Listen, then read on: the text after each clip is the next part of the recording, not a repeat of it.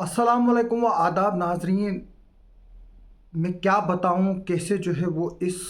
Episode को मैं ये शुरू करूं जो मैं आपके सामने आज पेश हुआ हूं। जो अनंतनाग में बदकिस्मत हादसा हुआ है उसने जो है वो कई सवाल जो है वो खड़े किए हैं। जो दीपू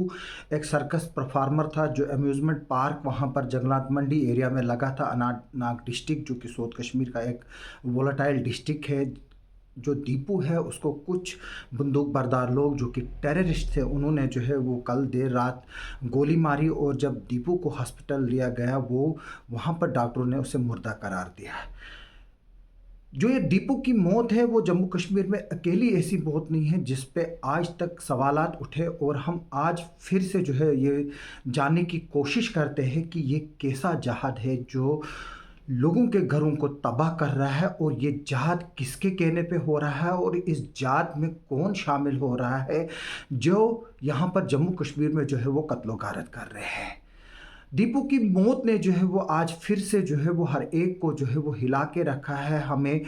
ज़मीर को है झंझोड़ के रखा है कि आखिरकार दीपू का क्या कसूर था कि उसको जो है वो मारा गया। दीपक एक उधमपुर के इलाके का रहने वाला शख्स है, एक गरीब शख्स है जिसके घर में जो है वो छत भी नहीं है और ना ही कोई कमाने वाला है। ये दीपू जो है वो सर्कस में काम करके वहाँ पर परफॉर्म करके जो है वो अपने फैमिली, जो गरीब फैमिली है इसकी उधमपुर में, उसका जो है वो पेट पाल रहा था। दीपू के घर में एक अंधा भाई है, उसकी बीवी है, बच्चा है, बाप जो है जो सुन नहीं सकता है और उस बाप को अभी तक जो है ये पता नहीं है कि उसके बेटे के साथ क्या हुआ है। दीपू का घर जो है वो कच्चा मकान है जो कभी भी गिर सकता है, बहुत बुरी हालत है। जहाँ पर एक तरफ से उस घर में जो है खाना बनाया जाता है घर के लोगों के लिए, वहीं दूसरी तरफ जो है वहीं पर जो है माल मवेशी उसी कमरे में रहते हैं। दीपक उर्फ दीपू की जो गरीबी की दास्तान है ये कम नहीं है बयान करने के लिए और हमारे लिए जो है वो एक शर्मसार हादसा है ये, जिसमें दीपू को जो है वो उन टेररिस्टों ने मारा जो जहाद के नाम पर जो है पाकिस्तान की जंग जो है वो जम्मू कश्मीर में लड़ रहे हैं और अपने ही लोगों को जो है वो कत्ल कर रहे हैं। जो ये कत्ल कर रहे हैं और जो कत्ल हो रहे हैं वो किसी एक मज़हब से जो है वो ताल्लुक़ नहीं रखते हैं, सिर्फ वो एक मज़हब से ताल्लुक़ रखते हैं कि वो हिंदुस्तान के आईन को जो है वो मानते हैं और हिंदुस्तान की बात करते हैं। दीपू का कसूर सिर्फ इतना ही था कि वो ना लोकल था, उधमपुर से ताल्लुक़ रखता था और उसको जो है सिर्फ इसलिए मारा गया कि वो एक नॉन लोकल था। जो ये जहाद पाकिस्तान ने यहाँ पर शुरू किया है, मैं बता दूं कि अल्लाह ताला कुरान में फरमाता है कि अगर किसी भी एक बेकसूर की जान चली जाए और किसी एक बेकसूर को मारेगा कोई, वो पूरे इंसानियत को शर्मसार करने वाला जो है वो एक वाक़या होता है। और आज भी जो दीपू की मौत हुई वो एक बदनुमा दाग जो है वो सोसाइटी पे है, उन लोगों पर है जो जहाद के नाम पर जो है वो गरीबों को मारते हैं। मैं बता दूं कि ये जो जंग पाकिस्तान ने यहाँ पर छेड़ी है जम्मू कश्मीर में, इसमें हज़ारों लोग जो है दीपू जैसे अभी तक जो है वो मारे गए हैं, चाहे वो उमर फयाज हो, चाहे वसीम बारी हो, चाहे वो सिख कम्युनिटी की टीचर हो जिसको ईदगाह में मारा गया, या वो कश्मीरी पंडित लोग हैं जिनको जो है वो वक्तन फ़वक्तन पिछले कुछ सालों में जो है वो मारा गया।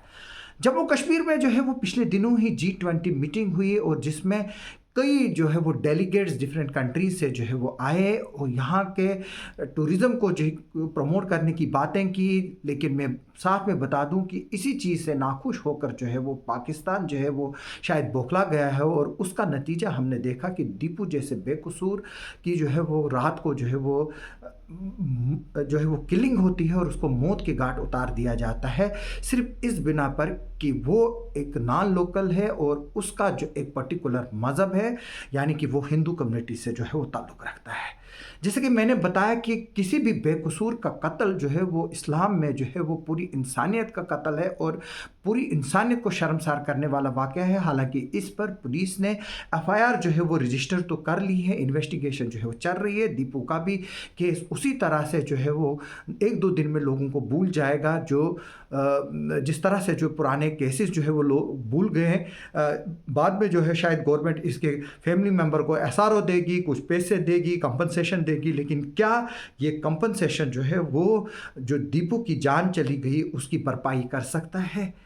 मैं आज लोगों से सवाल पूछना चाहता हूं कि ये कौन सा जहाद है जहां पर अपने ही लोगों से जो है वो अपने ही लोगों को जो है वो मरवाया जा रहा है। मैं बता दूं कि अगर ये जहाद है तो फिर जो ड्रग्स पाकिस्तान से आ रहा है और यहाँ की जो नस्लों में जो है उस ड्रग्स को जो है वो सिर्फ इसलिए जो है वो इंजेक्शन के ज़रिए या किसी और तरीके से जो है इंसानी नसों में जो है वो डाला जा रहा है,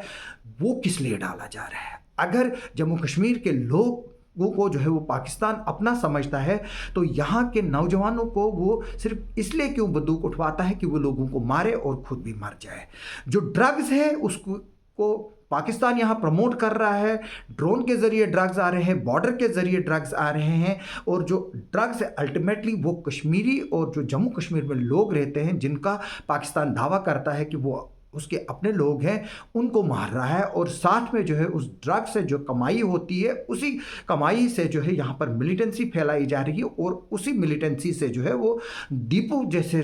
बेकसूर शख्स की जो है वो मौत होती है और उसको जो है वो मार दिया जाता है सिर्फ एक पर्टिकुलर आइडियालॉजी के लिए।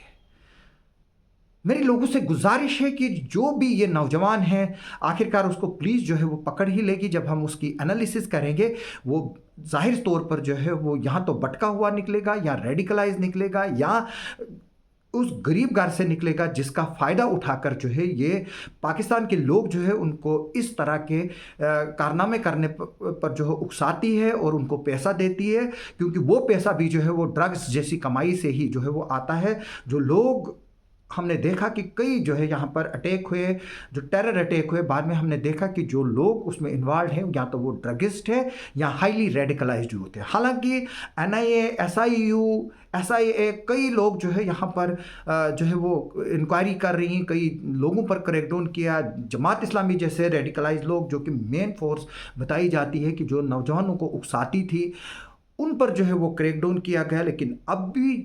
जो दीपू को मारने वाले जैसे लोग जो है वो सोसाइटी में मौजूद हैं। ये कब ख़त्म होंगे, इनका कब सफाया होगा? ये सफाया तब तक नहीं होगा जब तक कि लोग जो है वो सच्चाई नहीं समझेंगे। जात जो है वो किसी को मारना नहीं है, जात जो है वो सोसाइटी से जो है वो बुरी चीज़ों को हटाना है, चाहे शराब हो, चाहे डावरी सिस्टम हो, चाहे अनटचेबिलिटी हो, चाहे किसी के साथ नाइंसाफ़ी हो, किसी ने किसी की ज़मीन ली हो उसको हक दिलाना, किसी जो जात पात है उसको दूर करना, ये जहाद है। गरीब बच्चों की मदद करना, गरीब बच्चों को पढ़ाना, यतीम लड़कियों को पे साया रखना, यतीम बच्चों की शादियां करना, जो यहाँ पर फाशियत है उसको जो है वो ख़त्म करना, ये जहाद है। जात ये नहीं है कि आप दीपू जैसे बेकसूर लोगों को, निहत्थे लोगों को मारें और उसका घर जो परिवार है उसको तबाह करें। जो दीपू का घर उधमपुर में है वो एक खस्ता हालत में है घर है। दीपू बहुत ही गरीब घराने से ताल्लुक़ रखता है। दीपू ने कल शाम को ही अपने घर वालों से बात की थी और ये बोला था उनको कि जैसे उसको तनख्वाह मिलेगी वो घर पैसे जो है वो भेजेगा ताकि उनके घर का चूल्हा जो है वो चल सके। दीपू की शादी भी जो है वो रिसेंटली हुई है और उसकी बीवी भी जो है वहाँ पर जो बताया जा रहा है वो श्रीनगर में मौजूद है, लेकिन अभी तक उसके बारे में ज़्यादा डिटेल्स हमारे पास नहीं है। लेकिन हम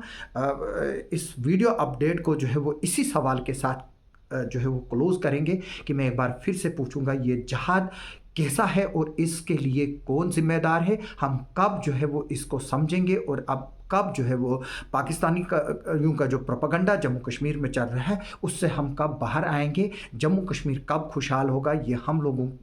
पर है, और जब हम लोग सच्चाई को समझेंगे तभी जो है जम्मू कश्मीर में अमन होगा। वरना चाहे भी कितने भी कोई भी कदम उठा ले, यहाँ पर जो है वो खून खराबा जो है ना वो बंद होगा, ना ही दीपू जैसे बेकसूर लोगों का जो है वो मरना बंद होगा, ना ही यहाँ पर जो है वो ड्रग्स ख़त्म होगा। ये सोसाइटी की जिम्मेवारी है कि वो आवाज़ उठाए। मैं लोगों से रिक्वेस्ट करता हूँ कि वो आवाज़ उठाए इस कत्ल के खिलाफ, जो ये पाकिस्तान का यहाँ प्रोपेगेंडा है, जो ये सो कॉल्ड सेल्फ स्टाइल जहाद है, इसके इसके खिलाफ आवाज़ उठाए कि इस्लाम जो है